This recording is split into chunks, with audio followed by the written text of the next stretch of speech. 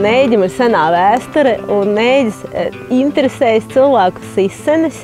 Pirmie turisti Cernikavā jau mūžas laikā, 19. gadsimta beigās. Braukuši ne tikai pēc gaujas, pēc dabas, bet arī pēc nēģiem. Cernikavā nēģis ķēra ar tačiem. Tagad jau ar katru gadu drusciņi pamainās tā procedūra. Mēs esam unikāls gadījums, jo no vienas puses mēs saglabājam tradīcijas, bet no otras puses mēs ejam līdzi laikam. Sapratām mēs arī to, ka Cernikavas nēģis kādreiz tiek viltots. Un ideja aizsargāt gan mūsu cepējus, gan mūsu zvejniekus, gan nēģi, kā mūsu kultūras slāni, zvejniecības pamatu. Un tad 15. gadā mēs tikām iekļauti regulā un palikām ne tikai par kopienas produktu, Latvijas lepnumu, bet arī plašāk pasaulē atpazīstami. Ar vectēvu vēl braucu jūrā, gan kā puika, līdz braucu. Un tad ar tēvu nostādāju diezgan, kad tēvs aizgāja pensijā. Vispār kopumā mēs jau kaut kāds 37. gads strādāju pa zvejnieku. Pirmām kārtām tas zvejas rīks, lūk, viņš te ir. Tas ir pašiem jāuztais. Un katram ir jāuztais vieni, 9 tas ir minimums, bet kaut ko jau rezervē ar vajag, ja gadījumā kas vai mazums ar vējiem aizpūš ar straumēm vai ko. Tas ir tīri rokas darbs. Tas ir tā kā drēbe drēbniekam. Un tas viss jāizgriez, jāsašuj. To nemāc nevienā grāmatā, nevienā skolā. Tieši tas tiek nodots paudze paudzē. Tālāk, nav tā, tu pienāk 1. augusts, tik ies, tik zvejos. Pirms tam mežā jābrauc, jācēr bostaks. To ar rokām sit iekšā gaujā, pie tā piesien priekšu. Un tad vēl ir tāda pakaļmietiņa. Tur piesien to striķi, iekšā var iesiet to murdu. Un to mietiņu ar rokām sit ar tādu speciālu ierīci, tādu sitamo. Iesit gaujā gruntē iekšā. Tā kā tur vēl tie priekšdarbi ir diezgan daudz, lai vēl sāktu to nēģzveju. Šito daļu ar šito striķi piesien pie tā bostaļa. Un tā viņš turās augšā. Ja? Tā būtu tā pirmā daļa. Tālāk nāk vēl viens, cik tā rindā ir. Te viņš iet, un šitā lūciņa, viņa saucās poiga. Tā ir pirmā. Tā viņš te mīcās uz riņķi, mīcās, un te ir jau šaurāka. Un tur, kad viņš tiek iekšā, tad viņš ārā netiek. Pa šito galu, to atsien vaļā un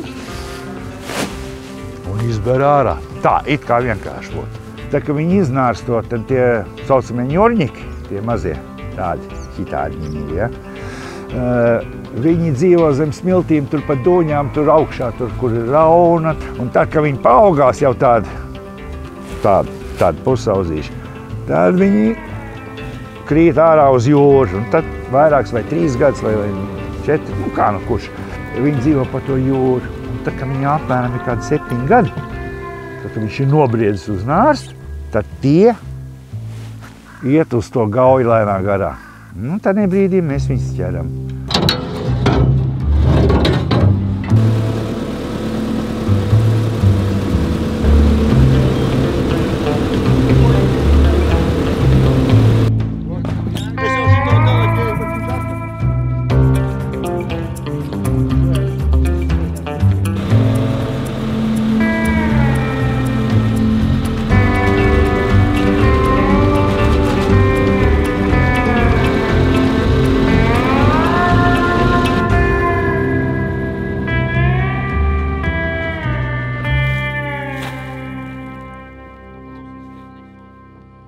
Tā ir kvalitātes zīme patiesībā, jo mēs to varam redzēt vizuāli.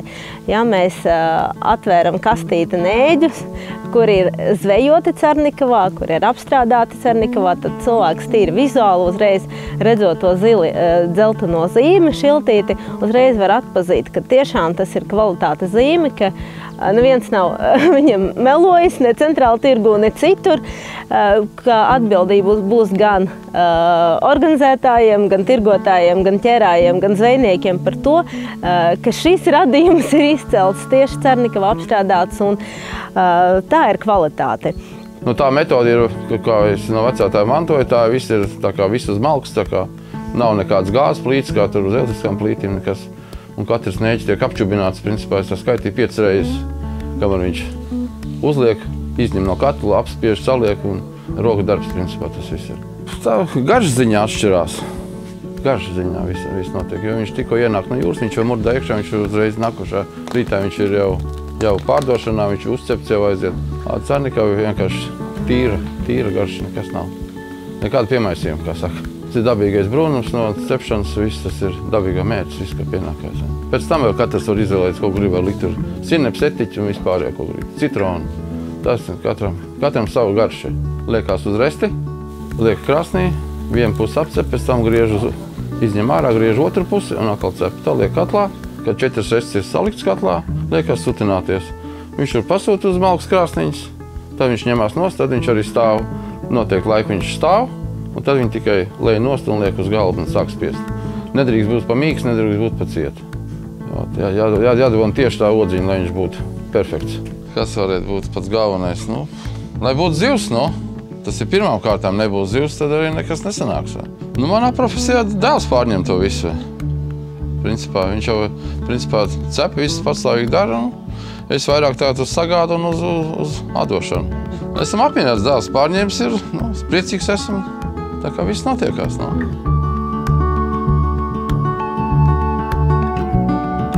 Plašāk Eiropā nēģis tiek arī eksportēts. Pie mums arvien vairāk brauc turisti kopš šī laika, jo tiek atspoguļota informācija arī starptautiski, gan vairākos projektos, mājaslapās.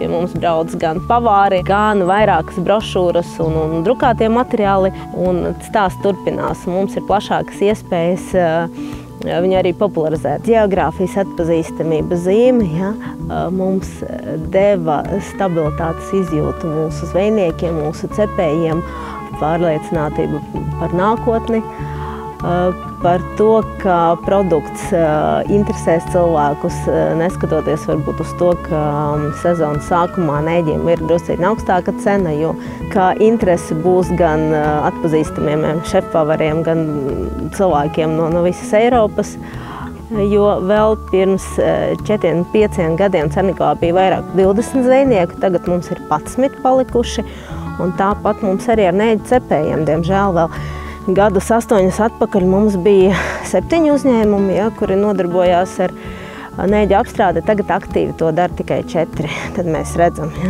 Un to, ka interese pastāvēs, to, ka būs arī noiets, un vienmēr, varbūt arī tas darba prestižs saglabāsies. Zvejnieki un cepēji smējās, ka viņiem ir arī viņiem virsū tā geogrāfiskā izcelsmes zīme. Ne tikai kubuliņiem, bet arī viņiem pašiem. Un tā ir tāda pozitīva atbildība.